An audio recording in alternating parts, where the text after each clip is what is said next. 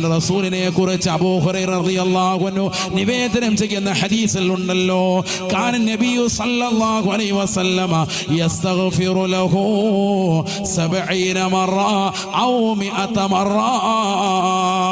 എല്ലാ ദിവസവും 70 പ്രാവശ്യമോ 100 പ്രാവശ്യമോ ആയിട്ട് അല്ലാഹുവിന്റെ റസൂൽ ഇസ്തിഗ്ഫാർ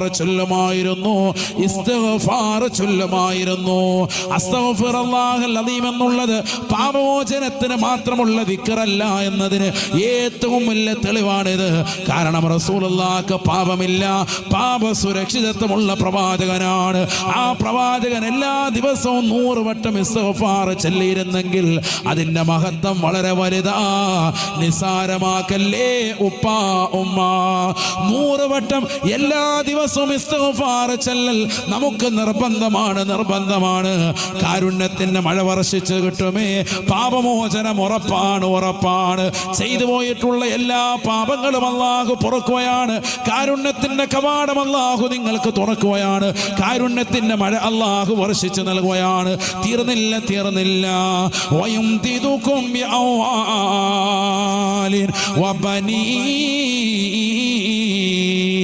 അല്ലാഹു നിങ്ങൾക്ക് സമ്പത്ത് അധികരിപ്പിക്കുകയാണ്. ഗൾഫിൽ പോയി വർഷങ്ങൾ കച്ചവടം ചെയ്തിട്ടും ക്ലച്ച് പിടിക്കാതെ നാട്ടിലേക്ക് തിരിച്ചു വന്നവനല്ലേ? ദുനിയാവ് കൈമുതലാക്കാൻ പ്രയാസപ്പെടുന്നവരല്ലേ? ഇസ്തിഗ്ഫാർ ചൊല്ലാൻ നീ മടിക്കേണ്ടതില്ല. അസ്തഗ്ഫിറുല്ലാഹൽ അദീം 100 വട്ടം മനസ്സിരുത്തിക്കൊണ്ട് ചെല്ലണേ. ഖുർആൻ നിനക്ക് ഓഫർ നൽകുകയാണ്, ഇടക്കാതെ നൽകുന്ന ഓഫറാണ്. ചൊല്ലാൻ തയ്യാറാകുന്ന ഉമ്മമാരുണ്ടോ, ചെറുപ്പക്കാരുണ്ടോ? അല്ലാഹു നിങ്ങൾക്ക് സമ്പത്ത് അധികരിപ്പിക്കുന്നതാണ്. സമ്പത്ത് അല്ലാഹു നൽകുന്നതാണ്.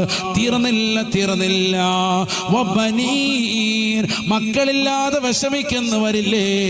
10 വർഷമായി ഉസ്താദേ എനിക്കൊരു മകനില്ല, മകളില്ല. ഒരു കുഞ്ഞിക്കാല് കാണാൻ വേണ്ടി ഒരുപാട് നേർച്ചകൾ നേർന്നവനാണ്, ഒരുപാട് സിയാറത്തുകൾ ചെയ്തവനാണ്, ഒരുപാട് സദഖകൾ കൊടുത്തവനാണ്. തീർന്നില്ല. വയജഅൽ ലകും ജന്നാത്തിൻ വയജഅൽ ലകും അൻഹാറാ. ദുനിയാവ് കഴിഞ്ഞ് ഖബർ കഴിഞ്ഞ് മഹ്ശറിലേക്ക് വരുമ്പോ നിനക്ക് സ്വർഗീയമാകുന്ന അരുവികളാണ്, സ്വർഗീയമാകുന്ന ഉദ്യാനങ്ങളാണ്.